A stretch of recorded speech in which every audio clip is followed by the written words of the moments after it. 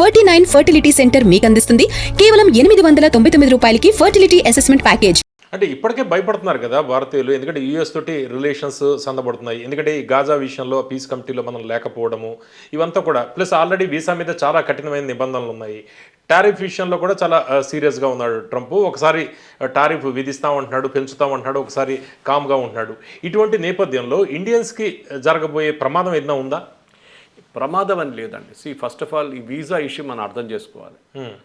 రేపు ఒక బంగ్లాదేశ్ వాడు వచ్చి మీ ఉద్యోగం తీసుకెళ్ళిపోతే మీరేమంటారు? వాళ్ళని కూడా తరిగొట్టమంటారా? మనతో అదే జరుగుతుంది. ఈ H1B అనే వీసా ఒక స్పెసిఫిక్ కాజ్ కోసం జార్జ్ బుష్ తీసుకొచ్చిన ఒక రూల్ అది. అంటే అమెరికాలో ఉన్న టాలెంట్ దగ్గర మన ఇండియా నుంచి తీసుకొచ్చే టాలెంట్ వాళ్ళ దగ్గర లేదు. So we are replacing the American worker with an Indian worker. ఇది లాజిక్. దాన్ని H1B అంటారు. మనం ఏం చేసామంటే ఆ రూల్ని చాలా మటుకు మనం ఫ్రాడ్ చేసాం దాన్ని. ఒకటి సర్టిఫికేట్ ఫ్రాడ్స్, రెండోది ఇన్కమ్ ఫ్రాడ్స్, మూడోది అక్కడున్న కంపెనీలు కూడా ఫ్రాడ్ చేశారు చాలా మటుకు. Out the top 10 companies last year H1B apply చేస్తున్న దాంట్లో ఒకటే ఇండియన్ కంపెనీ ఉంది, TCS అట్ నెంబర్ 3. మిగతా అంతా 9 కంపెనీలు US కంపెనీ.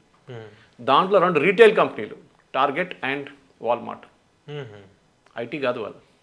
అఫ్కోర్స్ వాళ్ళు ఐటీ డివిజన్ కోసం రిక్రూట్. H1B అనగానే మనం ఎప్పుడు ఐటీ అనుకుంటాం, కాదండి. పూజారులను తీసుకెళ్లాలంటే అక్కడ గుడి కూడా H1B. వీసా అంతే. నర్సెస్ని తీసుకెళ్ళాలంటే కూడా H1B. కానీ నర్సెస్ అండ్ డాక్టర్స్ వాళ్ళు సపరేట్ చేసేసారు. ఎందుకంటే ఎసెన్షియల్ నీడ్ అది వాళ్ళకు. వాళ్ళ డాక్టర్ లేరు, నర్సెస్ లేరు, సో ఇండియా నుంచి తీసుకెళ్తారు. H1B కింద రాదు, అది ఎఫెక్ట్ కూడా కాలేదు చూడండి. దట్ ఇస్ స్టిల్ ఇప్పుడు కూడా నర్సులు చాలామంది వెళ్తున్నారు యూఎస్కి ఒఫిషియల్లీ. ఇది మనం దీంతో మిక్సప్ చేయకూడదు. అది సపరేట్. అది ట్రంప్ ప్రెజర్ ఏంటంటే మాగా అంటే వాళ్ళ own make America great again క్యాంపెయిన్లో యుఎస్ ఉన్న ప్రజలు ఏం చెప్తున్నారంటే మాకు ఉద్యోగం లేదు, మా పిల్లలు కాలేజ్ నుంచి చదువుకొని బయటకు వస్తే ఎవడో ఇండియా నుంచి వచ్చి వాళ్ళు ఉద్యోగం తీసుకెళ్ళిపోతున్నారు. అదేంటి ఇట్లా చేస్తున్నారండి? ట్రంప్ మీద ప్రెషర్ పెట్టారు. So Trump naturally reacted. Trump కాదు, రేపు ఏ యూఎస్ ప్రెసిడెంట్ అన్నది ఎట్లా రియాక్ట్ చేస్తారు?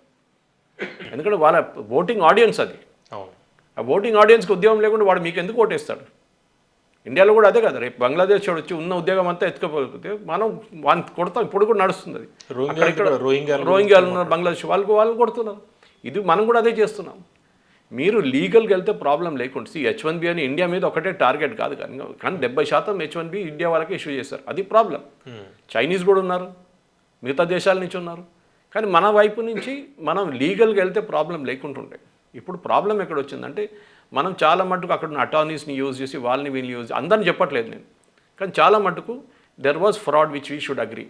ఎవడు ఫ్రాడ్ చేశారో వాళ్ళని పంపించేసేయండి వాపస్, మాకు ప్రాబ్లం లేదు. మన పిల్లలు జెన్యున్గా వెళ్ళినాయండి. ఇప్పుడు US యూనివర్సిటీస్ కూడా వెళ్ళలేకపోతున్నారు, అడ్మిషన్ లేదు. 70% పడిపోయింది వీసాలు.